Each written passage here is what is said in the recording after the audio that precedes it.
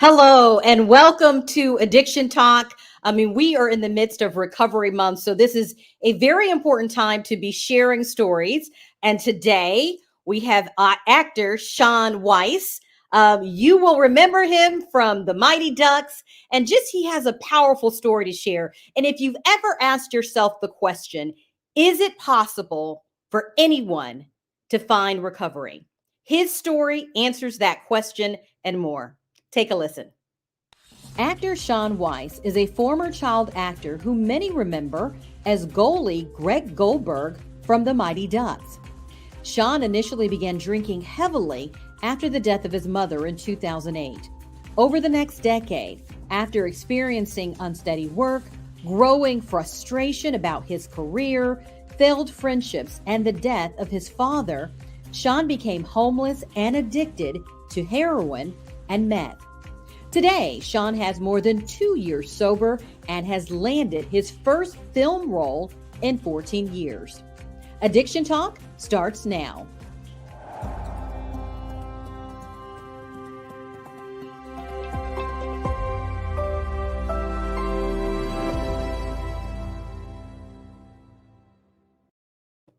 Now, as you can see from that video, Shaun has a powerful story. I think the images alone just share a lot of what he's been through. But I hope today that as you listen to the episode, you're inspired.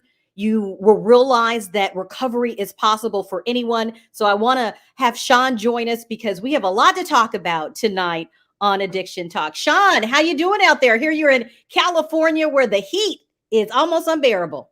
It's hot out here, Joy. It is hot. The sun has been shutting down our electronic devices. So we're having a heat wave. I'm just trying to stay cool. Well, see, the fact that you did all of that, but even showed up still to share your story shows that people need to make sure they're tuning in tonight. So we see those images, Shaun, of your life. We remember you on The Mighty Ducks. We see just all of, your journey through that video. So when you see that, I'm just curious, when you see the old photos and even you see yourself as a child, what goes through your mind?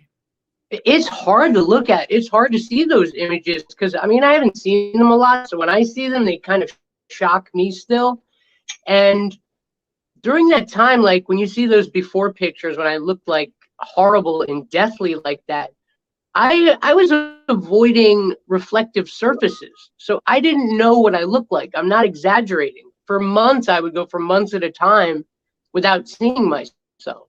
So then I would see myself and it would literally be jolting, So it's hard to see myself like that. And I'm really sorry that the Ducks fans had to see me like that. But I'm hoping that my story can, be useful. And so it's not just a sad thing that happened. I'm trying to, do something with it. Mm-hmm. And many people want to know, when they see your story, how did you get there? And I think a lot of people think, this happens to a lot of people who struggle with addiction. Some people at some point, they have challenging times. So take me back. How did you find yourself living on the streets? It really is. It happened. It can happen a lot easier than one would imagine. Basically, the lease on my apartment ran out, my 1-year lease. So I didn't have the resources to go get another apartment. And the person that I was living with, my fiance at the time, we split up. So right away, I was displaced. And instead of using all of my wits to try to find a new place to go, I ended up getting addicted to drugs and just neglected where I was staying, what I was eating. I didn't care. It was a very short time after the first time I'd ever seen a hard drug. It was a very short time to where it had me completely wrapped up within less than 6 months, and I was a full-blown drug addict. Wow. So you go from, Shaun, let me understand this. You go from, I know in your younger years, you talked about using alcohol and pot, but nothing major at that point. You weren't really struggling, to having this situation where you find yourself homeless and you say, hey, I'm going to try, meth or heroin. And within 6 months, well, completely Well, let kind me of. just back up a little bit. So I had this breakup, and I was staying with a friend, and I just really was going crazy over this breakup. I mean, it really felt like somebody was sitting on my chest. That's like an expression that you hear, but it really felt like that for me. And the first time I tried meth, it was instant relief. So Mm. I don't know if I would be here if it wasn't for that meth. I might have tried to kill myself. So I tried the drug. It was instant relief, and then because I didn't have anywhere to live, I ended up homeless. It was like the perfect convergence of a lot of things. Also, my father had passed away within a couple months space period of time, and a job that I was working on fell through. So I had, my dad died, my job life fell through, and my personal life fell through in ways that I, had never experienced before, and it was just too much for me, really. Hmm. So, I guess that's it. And I spent, instead of reaching out to people that probably would have helped me, friends, families, people, coworkers, I just stayed chasing that next fix.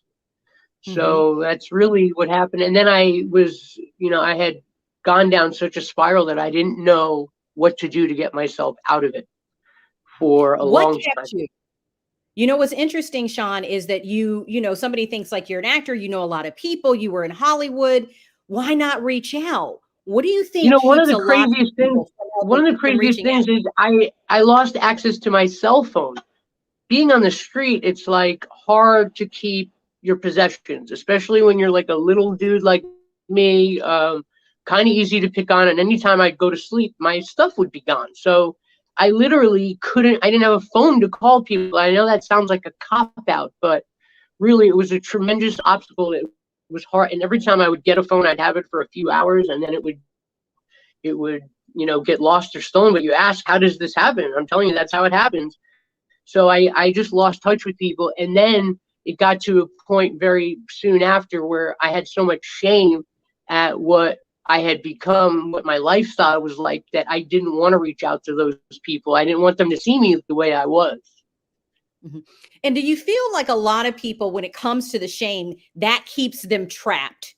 Because you think about it, because like you said, you didn't want people to see you in this way. But do you find like a lot of people when they're struggling with addiction, because there's still a stigma out there that people suffer in silence? Yeah, absolutely. Absolutely. I think it's a lot of it. It's a big reason for why people don't reach out for help.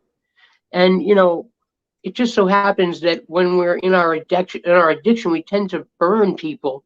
So, I didn't want to cause any more harm to people. And I knew that if they came close to me, they would be sucked into my vortex of addiction, and it just wasn't going to work out well. So the people I did have in my corner, I had already burned multiple times, and the other people, I just didn't want to go there with them. So it was very easy. I think that's, one of the things that's important about connection is that it's the opposite of addiction, because during that time, and during the time when I guess everything kind of hit the skids for me, I didn't really have any connections with people around me. I wasn't talking to my family. I really had stopped talking to my friends and things like that. So I didn't have anyone to, hold me accountable, or have anyone to be like, dude, what are you doing? I didn't have Mhm. one person like that for a Mhm. Were while. you And, No, I think that go could be ahead, Julie. huge. So curious, Shaun, when you're in that moment and you say, I don't know who, I burned bridges and you're living on the streets, what is going through your mind at that point? Are you thinking, am I ever going to get out of this? I mean, as you're spending, Literally, nights on the street, what are you thinking? What's going on in your mind at that point? literally what was going through my mind was, I'm going to get this next bag of dope. And then as soon as I get that bag, I'm going to get high. I'm never going to use again. I'm going to contact my people, and I'm going to climb out of this. I'm going to recover. And I had that mindset for every single day, every bag I did for 3 years. Every bag I did was the last bag I was ever going to do. And it just went on and on and on like that. And why do you think that's such a fallacy for a lot of people, that they think if I can just do this one bag, I'm going to get better, and tomorrow I'm going to get help, and I'm going to contact my family, and I'm going to change things around? Why do you think people struggle with that fallacy? It's just the vicious part of the addiction cycle is you just want to get well. And until you're well, meaning have your fix, that's the only thing you think about. So you tell yourself, well, I don't need to think about that stuff. I just need to think about my fix. I'll think about that other stuff when I have my fix. And then we get our fix and we just want to relax a little bit, and then it's right back to hustling for that next fix. Mm. Yeah. So it ends up being this vicious cycle. You're in this for 3 years on the streets. Did you think you would make it out alive? Or did you feel after a certain point that there was no hope? Or did you ever feel I hopeless? don't know. I don't know. I guess, yes, definitely each day was hopeless. I don't really think I ever looked down the line and thought about what's my 5-year plan here as a junkie. But I do know that I subconsciously didn't think I would be alive much longer, because I Mm. would start to like think of like goodbye notes to people and things I would like to say to like my family and stuff if I wasn't here. So I was having those kinds of thoughts that I just wouldn't be here. Mhm. And Lord knows that when I got in trouble, I was very ill. I was probably, if I stayed out there on the streets in Northern Cali in the winter with, I'm pretty sure I had walking pneumonia, and I was just 96 pounds. And I mean, I'm ashamed to say, but I was infested with bugs in my hair and Mhm. things like that. So I was in horrible shape. So I was probably going to die if those nice sheriff deputies didn't step in and save me. So you really feel, you talk about that, the sheriff's deputies, you getting arrested. So do you really feel that that was kind of like saved your life? Yeah, that's not a feeling. That's facts. Because that's why I got into treatment, was because the judge put me in a drug diversion program. I was looking at doing 3 years in a jail cell. Whoa. I don't know if you've ever been in a jail cell, Joy. I doubt it very much. But it's no place you want to spend 3 years. So Mm-hmm. for me, the thought of sitting in a jail cell was a definite deterrent, and definitely was something that kept me in line in my early sobriety, because if I had a dirty test, I could get locked up. So I just wasn't willing to trade a few, a little pleasure for sitting behind bars. They corrected my facility, is how I put it.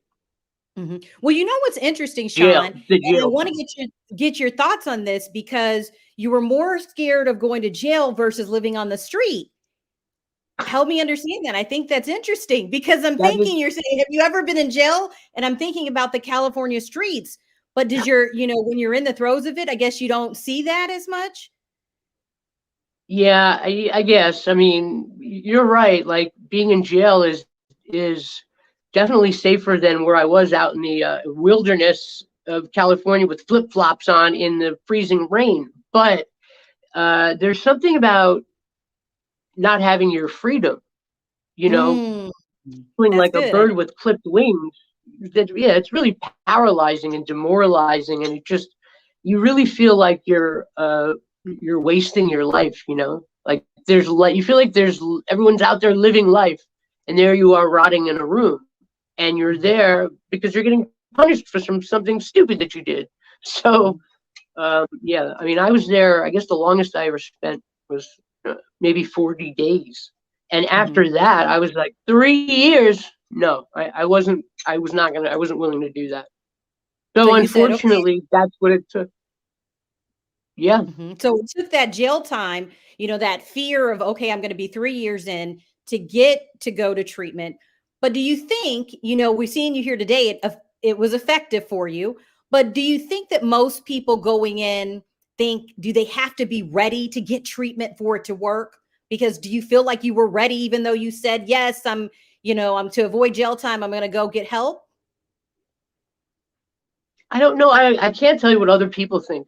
I can tell you that if you're doing drugs, then yes, you should go to treatment, whether you feel like you should or not, because at least at treatment, you're not getting high. But the reality is, Joy, I don't know how effective recovery is for someone that doesn't have the desire from within. Because really, if we're going to transform ourselves, it has to come from in here. Now, early on, when I first got into recovery, my smart idea was just to placate these people. I was going to stay sober for as long as I needed to, and then I could go and get high again. And I just realized that wasn't going to happen. But I had this, until I got rid of that little voice inside of me that's like, don't worry, someday we'll do it again. I was doomed, and I was, relapse was probably inevitable. But in my experience, I kept praying to God to remove this little obsession that I had in me. And over every night, I kept saying, I don't know if you're there, but a good way to prove that you're there to me would be to remove this obsession. And one day it happened like that. I literally Really? one Tell me day, about that day. What was we that were all day? watching, we were in the group room, and the date's written down somewhere, but we were all watching Ben is Back, which is not Sandra Bullock. No, I know what you're I talking forget who's about, in but it's a that. film It was a about a Julia Roberts movie. right, Ben is right. Back. It's a great movie. And yeah, there's a scene where a heroin dealer throws a big bag of heroin on the table. And normally I would see this bag and I would start like fantasizing and wishing I could have that, and what would I do with it? And I would start, like, my blood pressure would rise. And this time I saw the bag and I was physically repulsed. I had like a physical, like, reaction. And right away I was like, oh my God. I started crying and weeping, and I jumped up and I mean, the people that work at this place remember this day well, because I So what do you think literally that was had the that. shift? Can you repeat that one, Joy? Yeah, I'm sorry. I didn't mean to interrupt you there, but I was saying, what was the shift? What do you think happened in that moment for you to have that I just change? kept, I just kept praying for it to happen, and my earnest desire for it to happen, and my earnest desire to connect with my higher power and strengthen that connection through prayer and meditation. Just my desire to do it, and without sounding like a God guy, God wants us to know Him. We just have to go looking for Him. Like, if you lost your keys right now, you go looking for however long it took till you found your keys. Well, how many of us make that kind of search for our creator or for the higher power? I know I hadn't in a long time. So when I started to strengthen that connection, I was not let down. Mm. So you had like this a spiritual awakening in For treatment, sure. Yeah, and that I would was the call it that. moment that you said, "My life can change. This can be different. I can get my life Yes. back." Yeah, I mean, I even said it right then. I was like, you shouldn't really say things like this, but I was like, I'll never use it again. But I knew it. And really, when obviously you should never feel like that. But, when I look out to my future, I can't even look back and imagine that was me. It's like a different person. So Mm. I can't imagine what would have to happen to put me back in a mindset where I no longer care about life and no longer Mm. care to see my loved ones anymore. I can't imagine getting there again. Wow, because it seems so. Because you've been in recovery now 2 years, so even 2 years ago, it's still hard to fathom that you got to that place. Yeah, I mean, I can't, like, they're talking about shutting the air condition off where I live.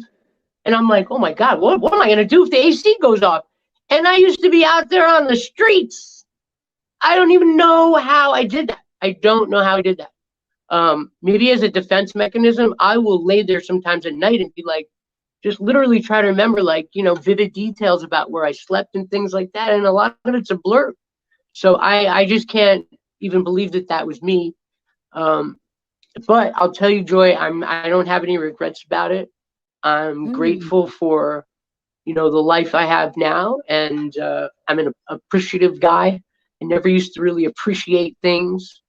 I had a BMW. I wanted a Ferrari, and now I appreciate, every breath. So that's a shift also when you start living in Mm. gratitude. and nobody likes to do anything for somebody that doesn't appreciate it, and I feel like God's like that too. So I feel like if we're ungrateful and we're not even aware of the blessings we're receiving, he's less likely to bestow us with stuff. But when we're constantly aware and constantly grateful, I think we open ourselves up to abundance for sure. Yeah, they do say gratitude is a magnet for blessings, for blessings to For flow in sure. your life. I've heard that. And I believe that as well. So, when we look at you today and you look back over your journey, if there were things that you hope that people learn, what do you hope they take away from your story? Hmm. Well, I mean, I guess the most obvious thing is that recovery is possible. There is such a stigma about drug addicts that we don't recover. And no matter what, we're just going to always burn you, and there's no hope. And so I am a living, breathing example that there definitely is, because I was a addict of the highest magnitude. I'm stealing $1,000 a day worth of electronics to support my habit. That's not normal. That's not like you're taking a few extra pills. This is a very serious problem. And I was able to come back from that with just very simple ingredients, some support, a chance, a place to heal, and some guidance. So and the only thing I really did, I feel like I just kind of got swept away in the current. The only thing I did was remain open to the process, really. So that's the key to, you said, kind of being open to the process. So I think this is powerful that you were saying, hey, I did things that I didn't ever think I would do. If it could happen for me, if recovery could happen for me, it could happen for you. And I think, Shaun, that's so powerful, because there is a loved one who's probably watching this, who their loved one is on the streets, and they think, is there any hope? Will they ever make it out? And I imagine your family members, or your sister at the time, because I know she had taken you in at some points, probably felt, is there any hope? Yeah, it's a horrible position to put our family members in, and that's the most devastating thing about being an addict, is that our loved ones are the ones closest to us. So those are the ones that we hurt the most. So Mm. it's just it's a negative side effect, and I don't know. I hope that people can remain compassionate, even if you do have a family member that is going through it, and you just feel like this person's just always gonna hurt you. I know what that feels like. I know what it's like, because I have family members that want to write other family members off too, because they just feel like they don't want to be bothered with it. But I'll say this: the without our family, if they don't step in and grab us before it's too late, or throw us a life raft when we're in the deep water, who's going to do it? So, Mm. What you said right it's there, Shaun, obviously is not so the, powerful. yeah. I have to repeat that, because you said, if it isn't for family, oftentimes to still step in at times and throw that loved one a life raft, who is going to do it? Wow. I think that could speak to loved ones here tonight. If you're watching and you have a child or a sister or brother or family member, father, anybody that, don't give up on them, you know, because as you said, that you're an example of what is possible. Now, have you been able to rebuild some of your relationships since this? How do you make that comeback? I know when we were talking off screen, I was calling you the comeback king, because you've been able to come back from all of this. But have you been able to rebuild, and how did you start that process? Well, it's really effortless, because when you start trying to do good in life, people are supportive, and things just kind of fall into place. So once I started doing better, the people that my phone calls now sending me emails and trying to get at me, telling me congratulations and we're glad you're doing well. So that stuff was effortless. Those connections, just rebuild themselves naturally. If people see that it's legit, people can smell BS from a mile away, and they already anticipate that we're going to try to deceive them. So it just has to be a real thing. And you can't, it's not like something where you can get on the phone and start calling everyone up and being like, hey, I'm recovered now. You can trust me, in your home again. It's a place that they have to come to, they have to arrive at, on their own. Mm-hmm. And that makes sense. And you know who's been really supportive of you, Shaun? Like I go and I've looked at your social media and your fans. I mean, I know. those people showed up for you. I How know. critical has the support from your fans been? And did you, how soon did you realize that they've been rooting for you this, all along? I was in a jail cell and the deputy came up and he's like, hey man, your fans are really rooting for you. And I'm like, me? What are you talking about? I didn't know what was going on. So it was right there when I was in the jail cell and I was like dope sick sitting in a cell. And that was like the little flicker of light for me. Like knowing that there's people out there that care about you, dude. And then that just started to grow. And I eventually felt like an obligation to not to get better for them. I didn't want to disappoint these people because they were invested in my recovery. So it was a major thing. Was it surprising to you that so many people cared? What was surprising to me was that the way the story was framed, that it was just very supportive, and it wasn't just like TMZ doing another story about another one bites the dust. Because typically that's what you see and hear, but this was like, oh no, look what happened to this guy. Like, let's hope he gets better. So that kind of surprised me, which, it was just, refreshing. So yeah, it wasn't, I knew people were fans of this movie, but it was, who would have thought that like social media can like build somebody up? Usually you hear about it like tearing people down. But in this case, it kind of brought me back from the dark side.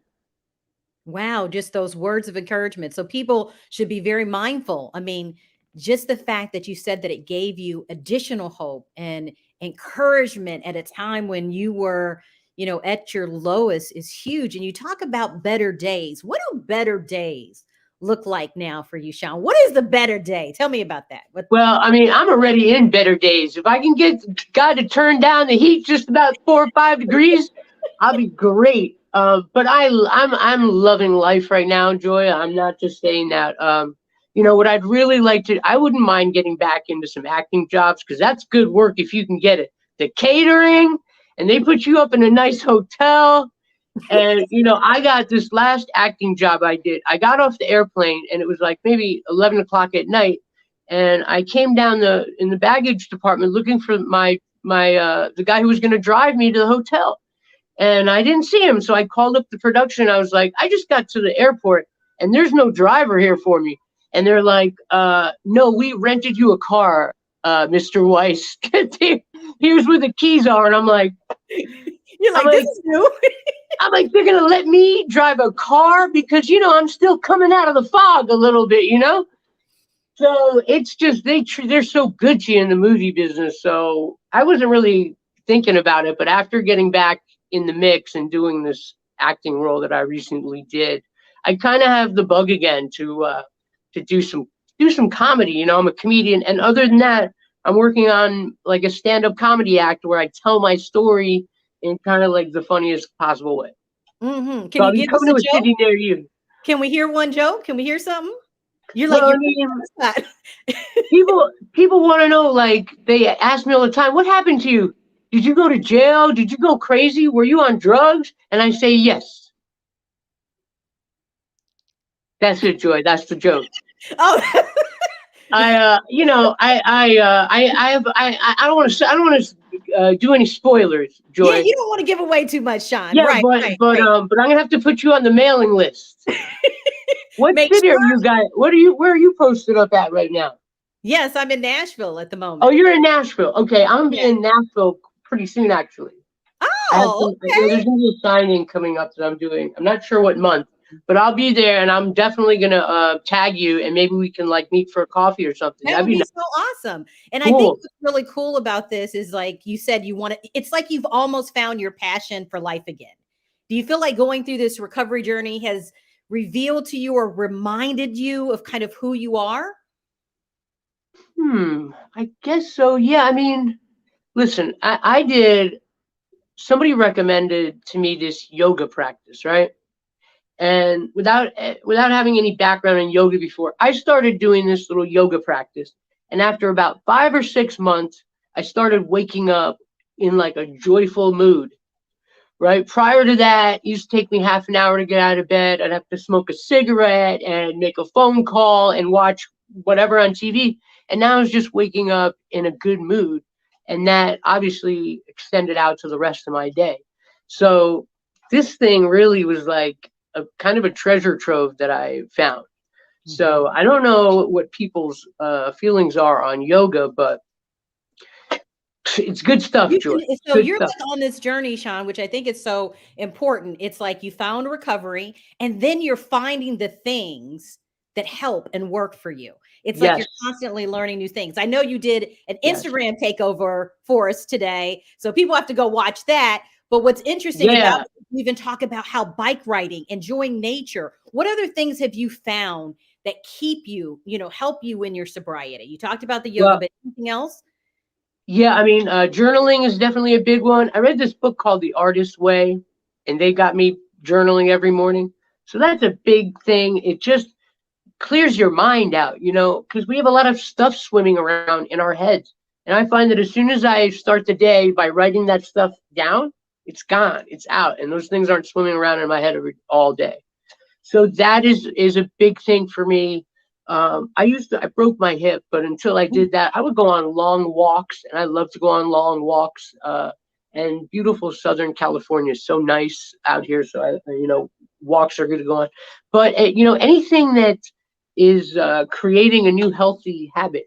You Mhm. know, I watch a lot of movies now. I probably watch I probably watch 2 movies a day. Well, see, you getting ready for your comeback after that That's one right. film. You know what, That's Shaun? what I'm You're studying the saying. craft. I get it. Thank you, Joy. I'm not just chilling on the couch like a potato. I'm studying the craft, right? Yes. So you talked about the comedy. What other kind of roles do you think you'll do? Could you ever see yourself telling more of your story through film as well? Or do you think that you'll kind of let that, stay in the background? That would be great. I'm a writer, so I'll probably, I always end up writing stuff about my life anyway. So I'll probably go there. I could imagine like a limited series on a Netflix or something about a child actor who like ends up homeless on the street and then ends up the comeback kid. You'd watch that, Joy. I know you I would. would. I would. I And know it. that makes me think of a couple of things that I wanted to, touch on as we kind of get wrap up this conversation. But what do you think we need to do differently when it comes to child actors? Do you think that played a role at all in your struggles with coping and turning to substance, or do you think it had any impact? I think it definitely did. Probably not in the ways that people first would imagine. Definitely, it made me an adrenaline junkie. Things Mm. were a lot more exciting for me than the average 13-year-old, taking trips and flying to places and being in movies. So I was very addicted to the excitement of things. And when that went away, I just didn't really know how to get that feeling. And I found that in drugs, not necessarily the drug itself, but I'm one of these guys that enjoys like the feeling of doing something naughty that I shouldn't be doing. Like that's a major part of the high for me. Mm. So unfortunately. So that is kind of what played that role. Have you found something to cope with that?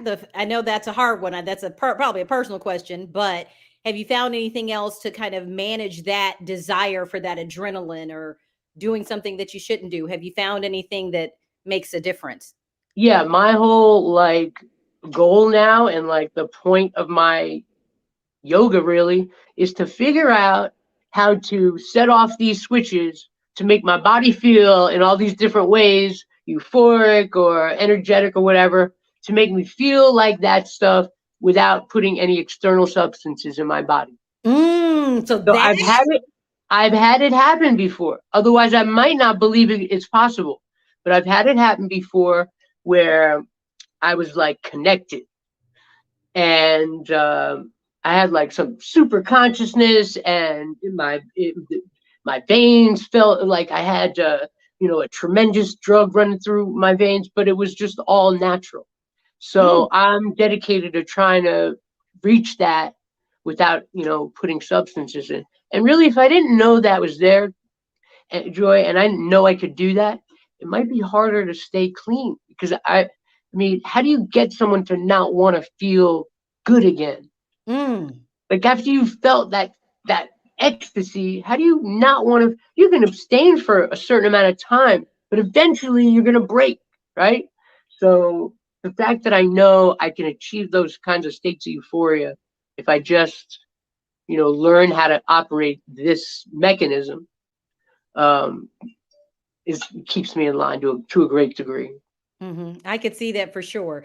And what do you feel like has been the best piece of advice that someone has given to you on this journey of sobriety that you would Oh, share? I know exactly what it is. When I first went into outpatient treatment, you're sitting there in groups all day, group therapy. And I mean, I did 1,000 hours of therapy. That's a lot. A lot of therapy, Joy. Mm-hmm. So at one point, the instructor he asked me, "What is it that you're trying to get out of this treatment program?" And I said, "I don't really know. What should I be trying to get out of this? I wasn't trying to BS anybody at this point." And he said, "You should be trying to create a life that you don't have to escape from." And that made sense to me. I was like, Mm. "That's it, bro. That's exactly what happened. My life got so bad just through many things, most of it under my control. It got so bad that I had to escape, and I can't ever let that happen again." Mhm. And so when you say escape, do you think that that the mental came before the addiction, like trying to find the escape came before the addiction? Absolutely, yeah, for sure. Yeah, it was getting addicted to the escape, right? I mean, that's Mm. what it is. It's Mhm. that time right after you do the drug where you feel all right. You're not worried about wasn't worried about her anymore, or wasn't worried about the HBO thing anymore, or thinking about my dad. It's just that time. So yes, definitely. Well, it has been such a great conversation with you, Shaun. Thank you, You've Joy. enlightened us. I mean, you get dropped so many golden nuggets about creating a life that you don't have to escape from, that go to treatment, and that hopefully you can have a spiritual awakening while you're there. And that you said it, don't give up. Have compassion for your loved ones who are out there who may be struggling on the streets. So, if there's any final words of wisdom, Shaun, that you would leave to somebody who's struggling, who sees your story, maybe they're not on the streets, but they find they're in that addiction cycle and they just don't know if it can happen for them. They say, yeah, he's Shaun Weiss, he was on the Mighty Ducks, yeah, but how can this be for me? What would you say? I would say this, that no matter how slick you think you can handle doing drugs, and you might have a period of time where things look like they're okay and there's maybe a honeymoon phase.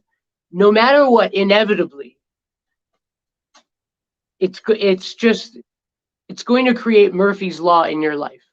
Mm. Murphy's law, like that's where I was when I was in the midst of my addiction. Anything that could go wrong went wrong. I'm doing fine.